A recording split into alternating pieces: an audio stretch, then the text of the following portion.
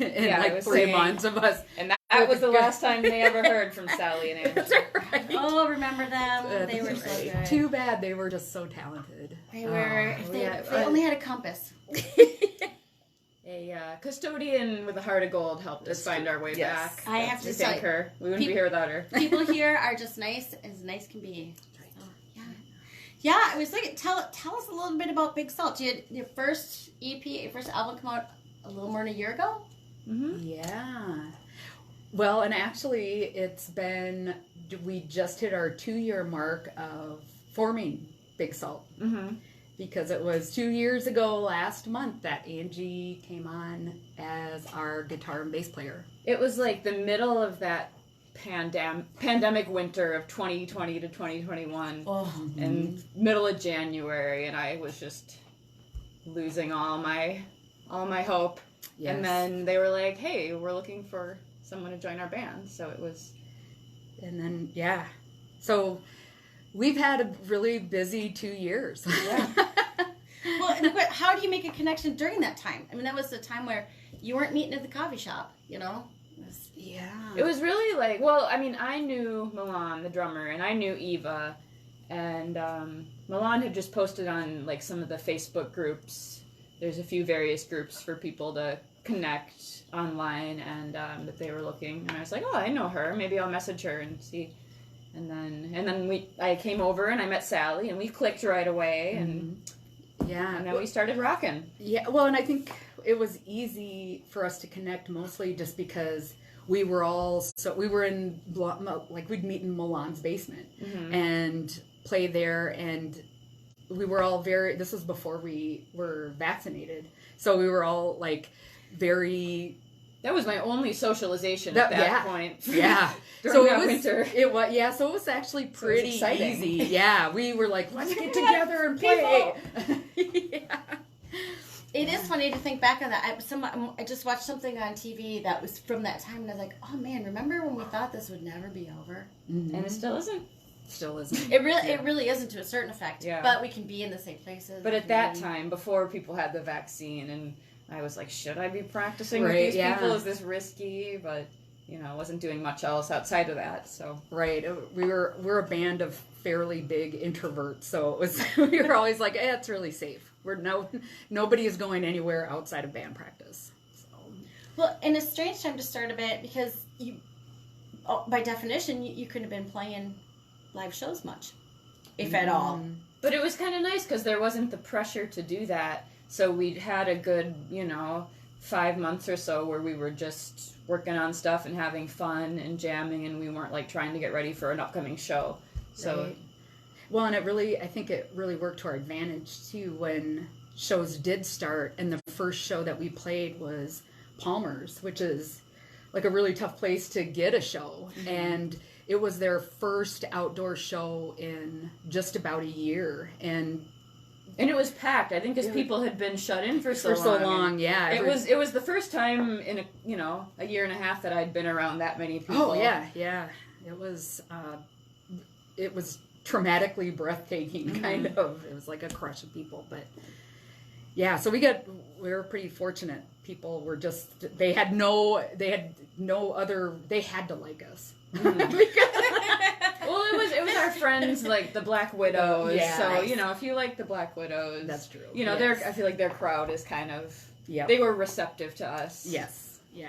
Well, it's very simpatico music. I mean, which is good. I mean, I love it all. Mm-hmm. But I think that's and our first show we got to play with Maida, which she's in Pink Triggers, and we were just like, we kind of were like away from the stage, all kind of like, is that Maida?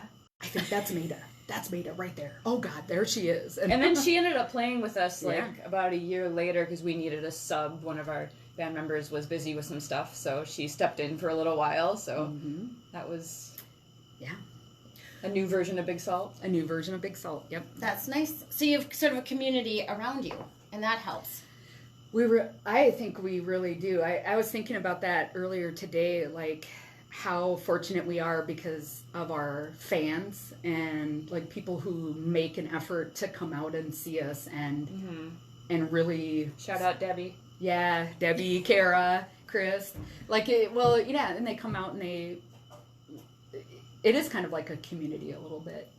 Yeah, you see the same kind of faces at shows, and kind of you develop a network of other bands because you play with other bands and you all meet each other, and then you kind of become a community. Mm-hmm. Yeah. From the outside, it's nice to see how musicians support music. It seemed to support musicians here. Mm-hmm. That's because I think the first time, Sally, that we met was a singer-songwriter thing. Yeah. I feel like it was through Cindy Lawson, but I feel like it was Venus to Mars. Venus. Yeah, she had an open mic night that she invited. When was that? That was the I didn't know about that. Yeah, you did. Did I? It was the acoustic set, and she. Oh yeah. I played. Like Megan was there from Tiger. Yeah, we played. Yeah, but I really do think, at least in terms of like other bands that like us, like we do have a good network of people who, and we all want to support each other. Is there? I think that's the hallmark of Minneapolis and St. Paul music is like we should all support each other and be proud. And there are lots of great bands. And the music scene here can be cliquey. Like I think I was intimidated by that when I first started playing in bands, but it's a cliquey scene, but people are nice. Like all you have to do is approach people, and then they'll welcome you, and they're not trying to exclude anyone. It's a small enough town where like people know each other. There's just a web of connections. Yeah. And once you get to know a couple people, you suddenly just meet a ton more people. Yeah.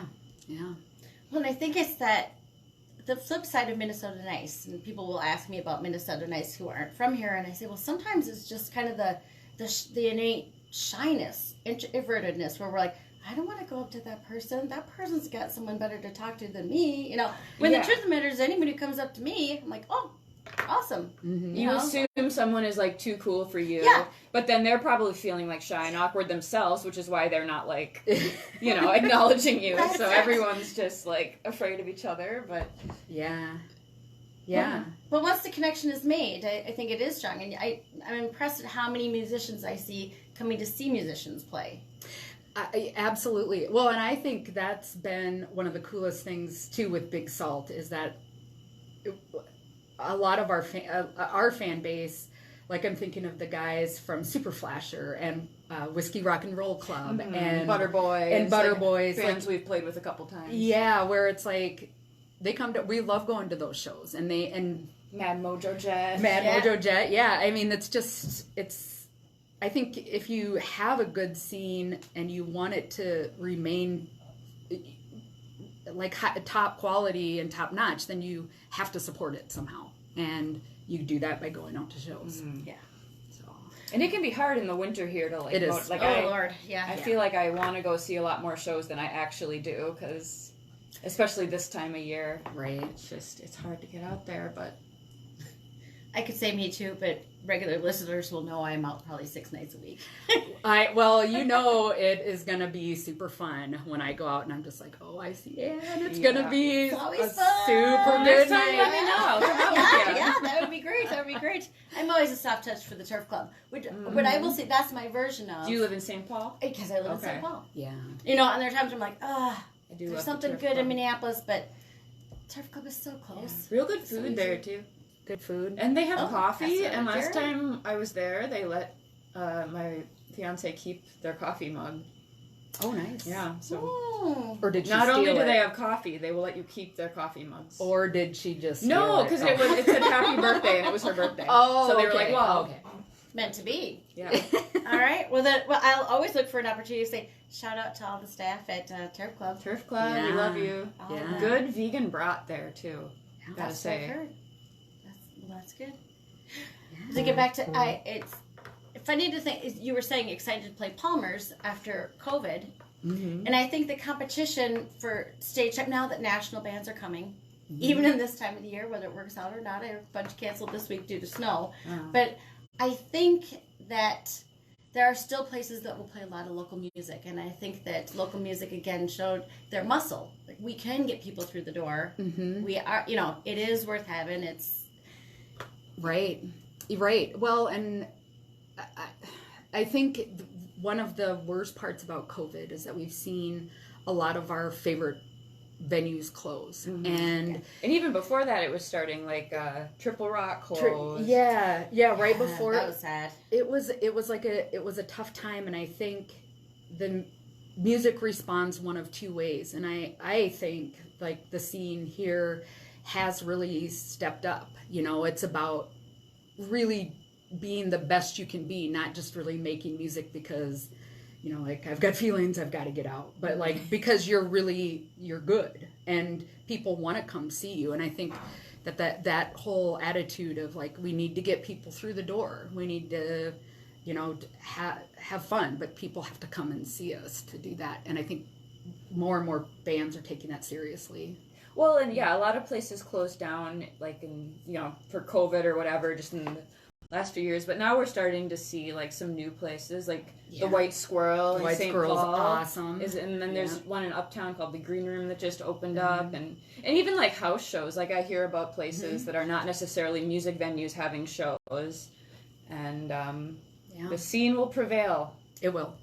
Well, you gotta make music somewhere. Well, right, and I like the idea of the house shows for people who aren't 21 or people who don't drink. But I'm really thinking about younger people, because you gotta get the youth. Well, I'm sure they do, but you know, my youngest kid I would bring to shows, festival shows. Mm-hmm. But these are the people who are coming in the future. Yeah. Well, that's another thing too. Like, a lot of the summer festivals that they used to have stopped because of COVID, and only some of them have started back up. Well, and I think there are a lot more all ages places now. Yeah. Which is, because I agree with you. Bringing kids to shows, that's, because we're not going to be on TikTok. You know, I mean, maybe. Maybe, yeah. I get we're still figuring it out. We're trying to get there, but it is important to instill that love of live music in your kids, because otherwise they don't see it. They don't get to, you know, they don't see the value of, like, going out and watching people perform. Or they don't realize that, like, performing music is something that anyone can do, you know, like, if they only see it on TV and the radio and social media, but if you see, like, your parents' friend's band playing, you're like, oh, everyone can do this. Yeah. Yeah, that's a good point. Yeah, absolutely. Well, and you don't have to see a stadium show. It doesn't have to be a Taylor Swift. It doesn't have to be a, I'm going to age myself and my kids by saying, you know, Justin Bieber. It can be. Yeah. Yeah. It doesn't have to be New Kids on the Block. I don't hate Justin Bieber. I don't, He's pretty... That's because you didn't have to pick your kid up after the show. That's true. Because we just played Haley, one of my daughters babysat for Haley for a while, and after about 6 times of babysitting, she came home and said, "Hold on, is that Grandma's boyfriend?" That was my festival kid. Right? That was my festival kid. But Nice. Would you guys like to play some music? Would you like me to play something you've got recorded? Dealer's choice. I've got it. What do you think, Sally? I'm hoping we could do both eventually. I'm up for whatever. We could do a very stripped down version of Hey Arnie. Well, I happen to have my bass right here. How handy! I know. So I have my vocals right here. I hear them. Amazing. This is amazing. It's funny how this comes together. What a coincidence. All right, well, we might as well play them. I know. Good. Oh, good. This is one of my favorites. I'm very excited. This song, what are the origins of this song? It's about a dog, kind of, but it's also about a creepy man. So when we first kind of started, we were a lot better at coming up with, like, melodies and musical parts, but, like, actually writing lyrics was something that it took a while for us to get to. And so when we came up with something we wanted to sing along to it, Eva was the one who was like, let's just say Arnie all the time. And because she has a wonderful dog named Arnie. And we all love Arnie. And so then we were like, yeah, that's a great idea. And this one just kind of stuck with Arnie. Yeah, so Arnie is kind of a allegory for a man who you don't want to be bothering you. He's kind of a creep. We all know at least one. That is what I like about it, and I like that you put it into music, because it's hopefully some of those creepy guys hear it and go, oh, that's. Am I an Arnie? Am I an Arnie? Yeah. That should be your. You should make some merch Don't be with an that. Arnie. That's right. Don't be an Arnie. Yeah. All right. Well. Okay.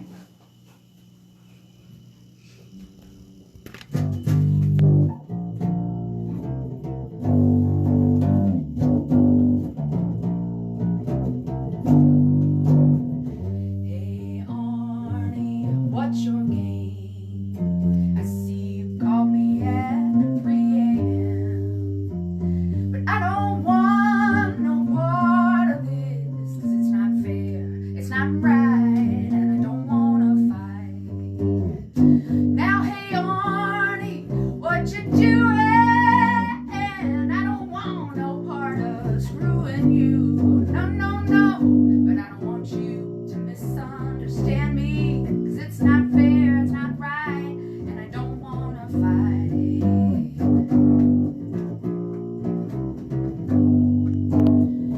Now hey Arnie, what's your game? You're scratching at my door at 4 a.m. But I don't want no part of this, 'cause it's not fair, it's not right, and I don't wanna fight. Now hey Arnie, what you doing? Yeah, and I don't want no part of screwing you. Oh no, no, no, but I don't want you to misunderstand me, 'cause it's not fair, it's not right, and I don't wanna fight.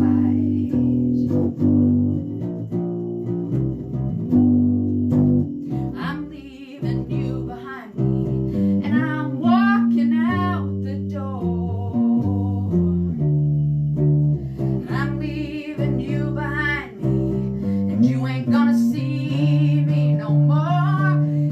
No, no, no, yeah, yeah. No, no, no.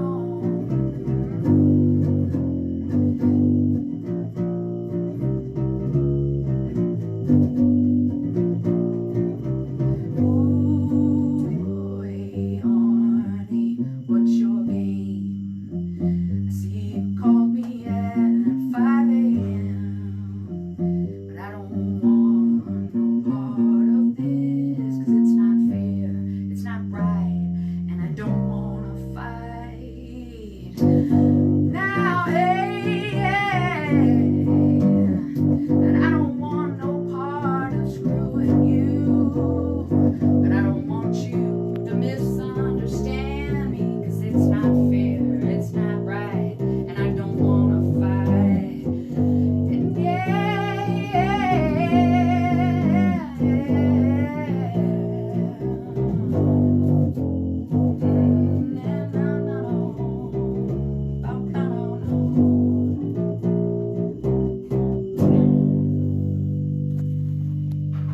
Hey Arnie. Woo! That's it. Woo! Thank you. I love that. Yeah. That's the whole reason I do a radio show. It sounds a lot cooler when we have Eva and Milan.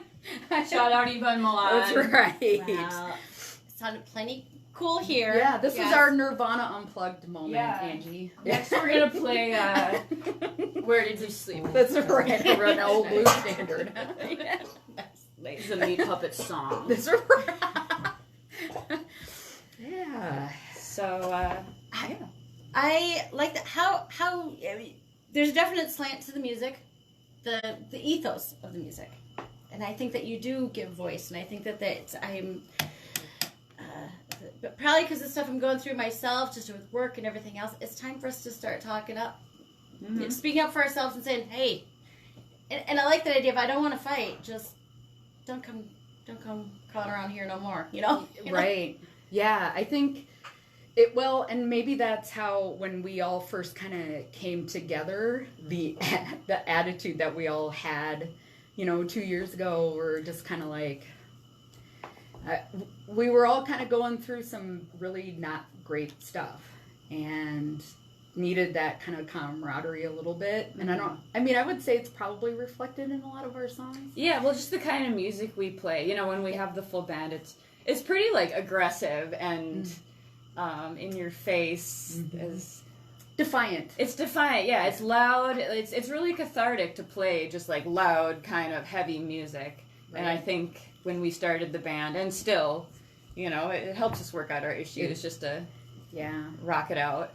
Well, and it also, I think, 50% of our fans are women. And I think it kind of speaks to how so for so long, like, rage for women in music has only popped up every now and then.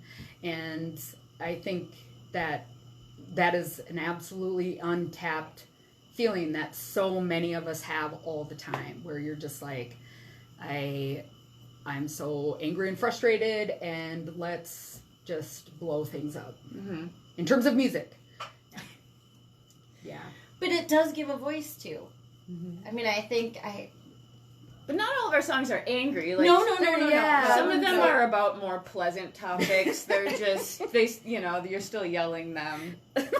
You're passionate. You're not angry, you're just passionate. Well, that's true. It's not, I wouldn't say any of us are really angry. No. Even though that's been one of the things that we've heard about us. Like, you guys sound kind of angry. But that's just what they say about women who are outspoken. Yeah, right. Like, angry feminist. Yeah. Just because I'm yelling doesn't mean I'm angry. And maybe I just like to be loud. Right. Well, it's garage rock.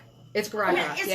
It's rock. It's not bubblegum. It's not country. It's not jazz. I think we take a lot of inspiration from, like, kind of that old school heavy metal sound, where it's just kind of bare bones, but, like, heavy. Yep. Loud. Yeah. A lot of people say Black Sabbath. That's one I keep getting. Yeah. Yeah. But you're right. It's not angry. It's cathartic. It's at times, but it's not. It's not necessarily. I mean, I mean, you're definitely talking about some things in the lyrics that, upset you, but that's not our mission. That we're spreading rage. Yeah, right. Yes, right. Then we got our guitarist Eva, who's just, whenever she's playing, she looks so happy. She's like the human equivalent of sunshine. Yes, so we'll be playing this like doomy music, and she's just smiling. I know. I think that's You watch Eva play, and you'll feel happier. Not get happy when you watch. She's just so smiley, and she is a yellow personality, a little ray of sunshine. We love that. That's good. Mm-hmm. That's good.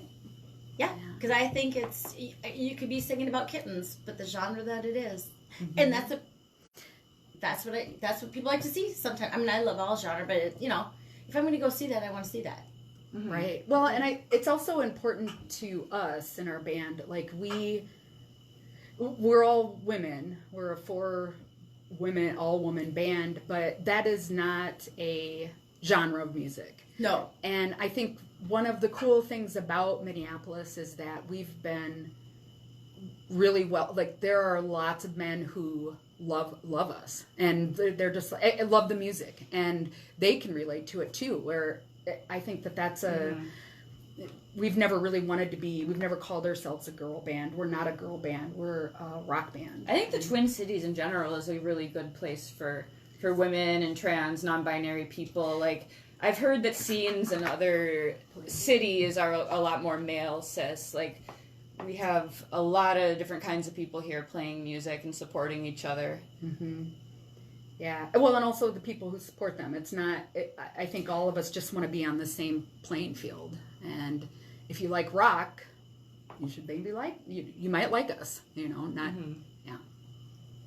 Well, and I think that there are opportunities. It's one of the funny things I did the Me Too Minneapolis album, and I interviewed all of the musicians there. So some were my age, which might indicate a lofty age, and then some were, young 20s. And to talk about the difference between that, Tina Schlesky especially had a lot to say about when she was first starting out. In the probably late 70s, 80s, it was different. But I think that in the Twin Cities, we've kind of come through some of that more, where you don't just have the girl band play, one girl band play, and now you've met your quota. Mm-hmm. Now you have full bills, or it's not a thing. Mm-hmm. It's not when you get to that point where it's not a thing, that's nice. Yeah. I feel like I can always tell when it's like we're being added to a bill, just because it's a bunch of men that are probably like, we should probably find some women to play this show. That's true. I think we tend to avoid those. We like playing with. Well, I think what it is, we like playing with people who are good, but I think you can't really throw a rock and hit a band that doesn't have women in that band. Yeah, that's what I'm saying. You know? Like there's such a big scene here of women, you know, any non-cis men. 10 years ago, like when I first was sort of going out to shows when I, you know, was younger, I didn't see as much of that. It was kind of just like guys playing indie rock, and now there's just such a variety. I mean, we have there's like R&B and hip hop and rock and punk. There's right. Well, or at least I think that stuff has always been around. It just hasn't been welcomed into, you know, like the whole where you could actually go out and hear great R&B and you'll see a variety if you go to like a, you know, like a block party or something, or Art a Whirl. Like there's every kind of music there. It's not just one thing. It seems like it used to be a little more homogenous. Yes. Oh yeah, absolutely. Yeah. It's the beauty of those. I had mentioned I was in Red Wing for the big turn last weekend, and I saw I bet there was everything 18 there. bands. Yeah, and they're all over, you know, and some genre like better than other, you know, some bands I like better than other, but I, you know, just see a couple songs from each and kind of take notes and say, all right, I'm going to make a point to go see them next. But yeah, there's room for everything. Mm-hmm. Yeah, absolutely. Well, and I think that's the thing. I know so many people love to kind of like hate on the younger generations, but I really honestly feel like the kids today are just much more welcoming. The kids today. These kids. But they're just... The youths. The youths, yes. They're youth. They are. They kind of rock. Like, I wish that... They totally do, I wish that millennials had been that cool when I was 18. I know, They definitely weren't that inclusive and open-minded and informed. No. It's because they have the internet.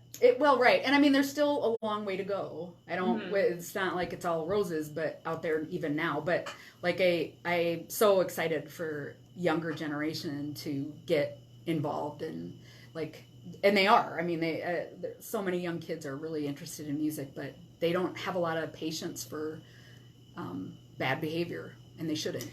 No, which we did. I think we did. Because that was what was normal. Mm-hmm. Yep. I watch younger people, and I think I wish I had. Some guy was creepy to me the other night, and I look to the guy next to me and I'm like, if that guy comes back again, we're married. And I'm like, a younger person would not say that. They would just look that person in the eyes and say, go away. Mm-hmm. And he wasn't creepy where you'd be asking him to leave. You know what I mean? Mm-hmm. But I'm just like, dude, I said hello to the whole bar and then I sat down. I think we're kind of conditioned to behave that way. Like a man will catcall me and I'll be like, oh, thanks. Yeah. And then walk away. Like, just because it's like your automatic response because you don't. Right. You're not used to standing up for yourself because you weren't taught that. Mm-hmm. But that's where I think even the music, the Hey Arnie, it conditions everybody to recognize, oh yeah, hey, right, you know. Yeah. It's not fair. It's not right. Yeah. And anybody that listens to that song that's been in just a really creepy situation or two, you can relate to it and be I can picture Arnie. I know. I know exactly what you're singing about. He's furry and cute. Oh, Papa. No, everyone's having a different version of what that might mean. I know. That might mean. Yes. Yeah. Mm. I'm looking at the clock at the wall. Tell me some of the stuff that you got coming up. I know you've got you got some fun things. Quite a lot. Yes. We're actually really super excited. So we are coming back from kind of a sabbatical for the last 2 months, but we're gonna play the Rochester Thaw at the end of March. So hopefully it'll actually be thawing. I know, yeah. Or we'll just thaw. We will thaw it out. We'll bring the heat. Yeah, and then April 7th we actually we're going to my hometown in Iowa to play at the Octopus, which I'm super excited about. What is your hometown? Waterloo, Cedar Falls. Waterloo. Yeah. Nice. And that was started by one of my favorite bands, House of Large Sizes. Oh, so, very good. Yeah. And then we're at April 13th. We're playing with all of our buds, Black Widows and Tim is a Rocker and the Reach Outs. That's our only local show. Yeah, it is. As of this spring. So you got to come out to that one if you're. Yes. And where is that? Hook and Ladder. Nice. On April 13th. Yeah, Black Widows are going to be there. Black Widows, and I forget who else. There's a couple Tim is a Rocker and the Reach Outs. Tim is a Rocker is amazing. Have you ever seen them? Yeah, they're great. Yes. Talk about stage presence. I know. And yeah, if you get a chance, you should follow them on TikTok because, yeah, they're great. And then we're playing Midwest Music Fest, which we're super duper excited about. This will be kind of the Rochester-thon Midwest Music Fest. We haven't played out of town much, so we're Yeah. trying to get out there. More. That is fun. It's get to meet lots of new people. They get to meet you. Mm-hmm. I think that's right. Yeah. Well, and I think that's part of spreading the Minnesota music is getting outside of the Twin Cities, getting bands outside of the cities, and then making the connection because then you can have the Rochester band play here. Yes.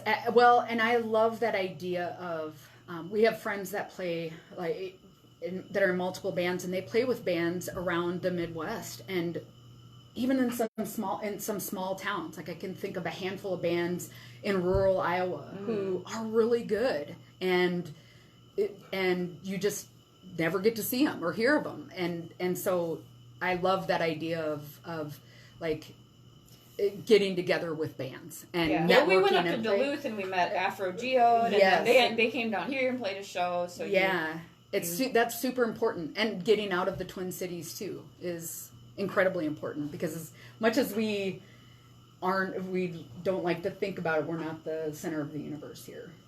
Mm-hmm. There's a whole big world out there, believe it or not. That's right. We're really big. There's Wisconsin. We're Iowa. All these places. Iowa, we're big in Wisconsin. Big wide world. That's right. There's the Dakotas. Oh God. Yeah. It's important though. It's important to just. It's important to the kids who grow up there and need to hear different music. And like we were saying, you got to see yourself on stage. You got to see, You're right. And that if you can see somebody comes from your same town, it can happen. Yeah. Yep. Yeah. Absolutely.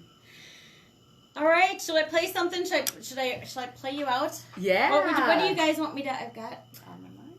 Or one for you. Oh yeah. Ooh, one for your sister. This is a good one. This is probably one of the song that all four of us. This is my favorite song to play live. Mine too. Yeah. It's our doom. We usually close the show with this one. Yep. Our doomy metal. It's dedicated to everyone's sister. That's right. nice. All the sisters out there. So we've got Big Salt, and we're going to listen to One for Your Sister. I'm going to remind folks and thank you for listening to Mostly Minnesota Music on WMCN 91.7 FM in St. Paul. And thank you both. Thank you both so much for being here. Thanks for having us. Yeah, I know. It's a cool place. I think I might have to make it to Rochester, or at least to the Hook and Ladder. Mm-hmm. Right, yes. We'll be there. Here we go.